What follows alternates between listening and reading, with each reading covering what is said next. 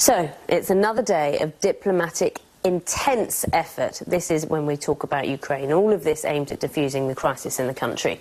European Union leaders are holding emergency talks. There are divisions, though, on over how to respond to Russia's intervention. We have Tim Wilcox in the capital of Kiev for us. Tim, it's tricky, isn't it? So many discussions, so many options, and so little agreement.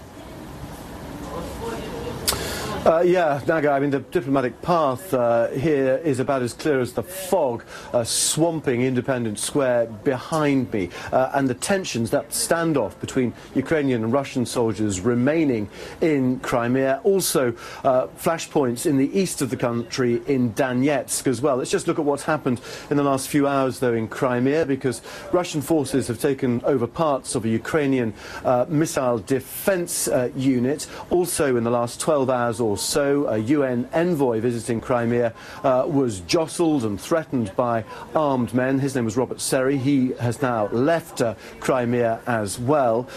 And there is no sign of the deal which President Obama was hoping to convince Vladimir Putin, the Russian president, of doing, of withdrawing Russian forces to base and keeping about 11,000 Russian soldiers on the ground in Crimea, with monitors from the OSCE patrolling the area. So no sign of that at all. Sergei Lavrov yesterday refused to meet his Ukrainian counterpart. He didn't recognize, Sergei Lavrov didn't recognize the new interim government, and Russia still denying that the Russian forces on the ground are bona fide troops. They are arguing that these men are militias. They're from a self-defense force protecting the rights of Russian nationals.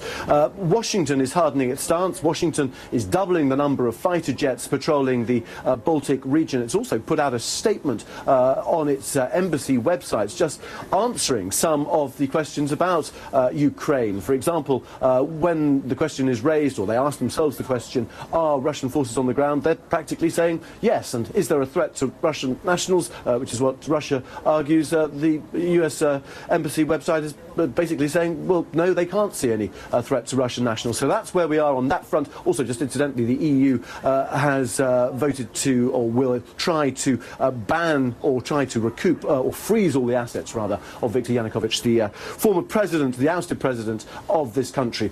Let's focus, though, on what's going to be happening today. John Kerry yesterday said that concrete progress had been made, but it doesn't really look like that at the moment, although talks are continuing. And we've got this meeting of EU heads of government, all 28 in Brussels today, and Matthew Price joins us from there now. Are we seeing a united front as far as Europe's response to this crisis, Matthew? I don't think we are. I mean, it's being presented as a united front, Tim, in front of the cameras, obviously. And when I spoke to the Polish foreign minister on Monday, when foreign ministers of the European Union held an emergency meeting here, he said, of course, there are some differences between countries within the EU over this issue, and yet we remain united on what needs to be done. Now, behind the scenes, I don't think that is quite the case. You've got countries, especially like Poland, in Eastern Europe, who are demanding relatively firm action against Russia. Of course, we're not talking military action, we are talking diplomatic action. The possibility of sanctions, for instance, against members of the government in Moscow and those directly involved in ordering the troops to go in. At the same time, you have other countries like Germany is the most obvious one, who are adopting a little bit more of a dovish approach, if I can call it that, in which they are seeking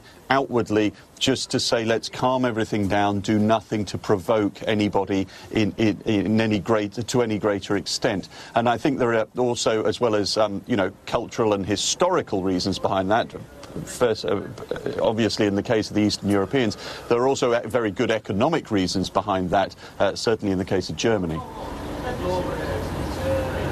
All right, Matthew, for now, thank you very much indeed, Matthew Price there in Brussels. Of course, we'll be following those talks very, very closely, Naga, in Brussels, and all the developments as they arise here in the east of the country and also in the south, about an hour and a half flight south from where I'm standing now in Crimea. Back to you. Tim, thanks very much. Let's talk to Alice. Let's find out what's happening in the world of business. It's all about